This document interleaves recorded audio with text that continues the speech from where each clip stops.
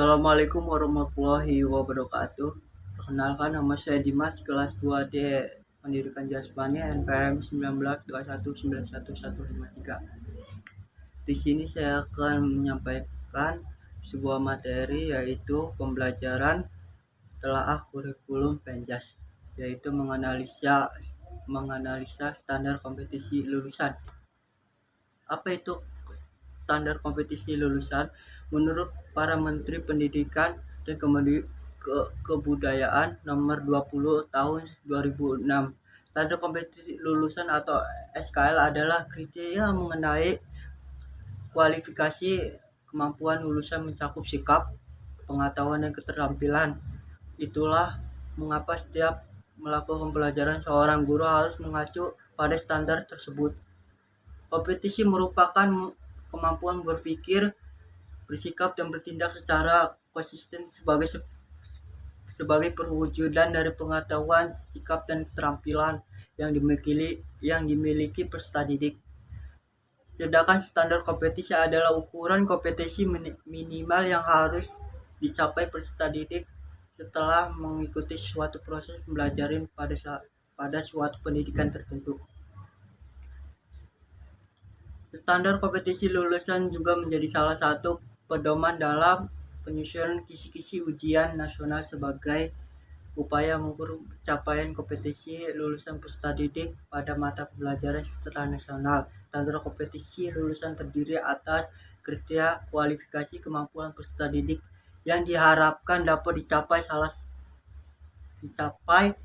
setelah menyelesaikan masa pelajarannya di satu pendidikan pada jenjang pendidikan dasar dan menengah. Setiap lulusan satuan pendidikan dasar dan menengah memiliki kompetensi pada 3 dimensi, yaitu sikap, pengetahuan, dan keterampilan. Adapun tujuan SKL, tujuan yang dimaksud adalah tujuan standar kompetisi lulusan dan dari berbagai jenjang berdasarkan peraturan pemerintah nomor 19 tahun 2005 tentang standar nasional pendidikan atau SKL pasal 26 ayat 1 sampai 3 menyatakan 1. Standar kompetisi lulusan pada jenjang pendidikan dasar bertujuan untuk meletakkan untuk hidup mandiri, pengetahuan, kepribadian, akhlak mulia, serta keterampilan untuk hidup mandiri dan mengikuti pendidikan lebih lanjut. Keterampilan untuk hidup mandiri dan mengikuti pendidikan lebih lanjut. Yang kedua, standar kompetisi lulusan pada satuan pendidikan menengah umum bertujuan untuk meningkatkan kecerdasan, pengetahuan, kepribadian, akhlak mulia, serta keterampilan untuk hidup mandiri untuk mengikuti pendidikan lebih lanjut. Yang ketiga, standar kompetisi lulusan pada satuan menengah kejuruan bertujuan untuk meningkatkan kecerdasan, pengalaman, kepribadian, akhlak mulia, serta keterampilan untuk hidup mandiri dan mengikuti pendidikan lebih lanjut sesuai kejuruannya. Fungsi SKL yaitu 1. Menjadi pedoman penilaian untuk menentukan kelulusan peserta didik. Yang kedua, menjadi fondasi dasar kecerdasan, pengetahuan, kepribadian, akhlak, dan keterampilan hidup mandiri saat berada di jenjang pendidikan dasar dan menengah umum dan kejuruan. Adapun manfaat SKL yaitu dijadikan pedoman batas kelulusan bagi peserta didik di setiap satuan pendidikan. Yang kedua, untuk meningkatkan kualitas pendidikan secara mendasar dan menyeluruh di jenjang pendidikan dasar dan menengah. Adapun yang ketiga, dijadikan peruncukan dan menyusun standar penelitian lainnya, misalnya standar isi, standar proses, dan lainnya. Ruang lingkup SKL. Ruang lingkup standar kompetisi lulusan mencakup kriteria kualifikasi dan kemampuan peserta didik yang harus dicapai setelah menempuh belajar di jenjang dasar menengah. Untuk rincian lingkupnya adalah sebagai 1. Satuan pendidikan terdiri dari SDMI, SDLB, dan paket A. Adapun SMP, MTS, SMPLB, paket B, dan SMA, MA, SMK, MAK, SMALB, dan paket C. Dua kelompok mata pelajaran terdiri dari agama dan akhlak mulia, kewarganegaraan dan budi pekerti, ilmu pengetahuan dan teknologi, estetika dan jasmani, olahraga dan kesehatan. Mata pelajaran yaitu adapun standar isi adalah individu yang mencakup ruang lingkup materi dan tingkat kompetisi yang digunakan untuk mencapai standar kompetisi lulusan yang telah ditetapkan pada jenjang pendidikan tertentu. Adapun standar kompetisi lulusan yang dirumuskan meliputi sikap pengetahuan dan keterampilan, artinya setiap materi yang akan diterima oleh peserta didik beserta tingkat kompetisinya sudah dirumuskan ke standar isi. Setiap mata pelajaran, materi dan tingkat kompetisi itulah yang nantinya akan berpengaruh pada sikap pengetahuan dan keterampilan para peserta didik.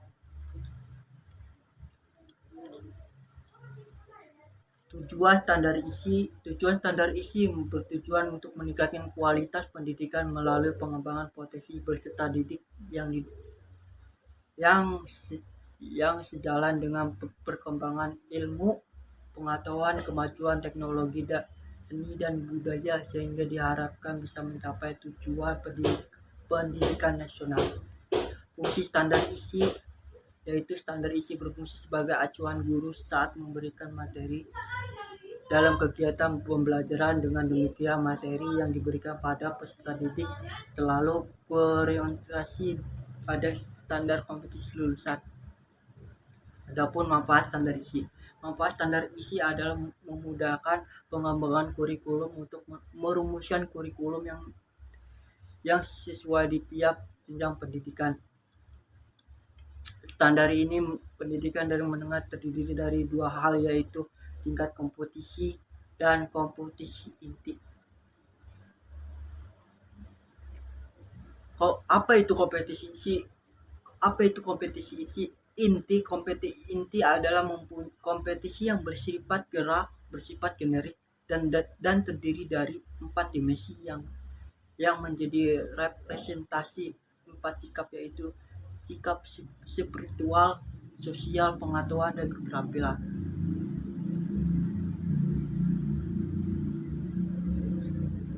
Adapun kelompok mata pelajaran agama dan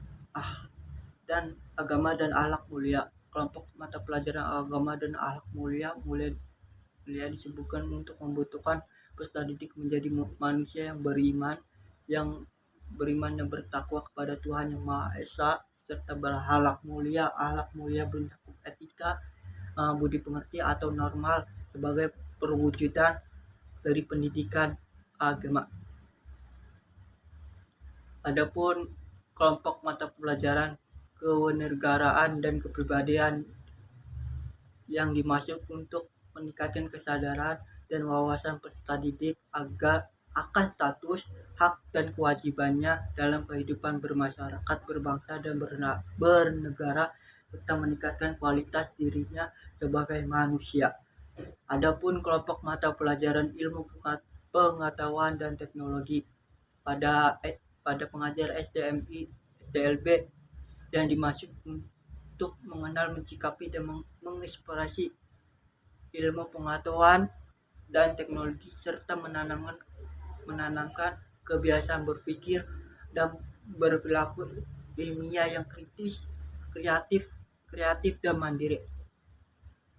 Adapun kelompok mata pelajaran estetika dimaksudkan untuk meningkatkan sensitivitas, kemampuan mengapresiasikan dan kemampuan mengapresiasi keindahan dan harmoni, kemampuan mengapresiasikan keindahan serta harmoni mencakup apresiasi dan ekspresi baik dalam kehidupan individual sehingga mampu menikmati dan menyukuri hidup, maupun dalam kehidupan kemasyarakatan sehingga mampu menciptakan kebersamaan yang harmonis.